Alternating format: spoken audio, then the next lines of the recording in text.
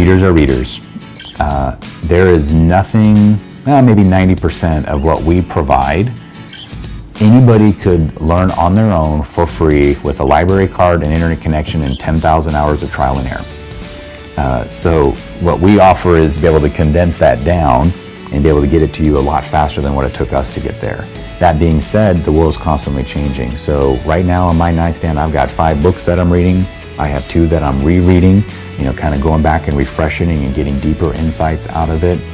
Every single time I get in my car, it is a rolling university. I'm plugging into podcasts and other audible type knowledge that I can pour into myself. So that's one source of learning. The other big one is frankly working with our clients. We learn as much from them, if not more, about the different patterns and the challenges and solutions in every interaction that we have. So we're not just leveraging our life experience, we get to have a slice of every client that we've had a chance to work with.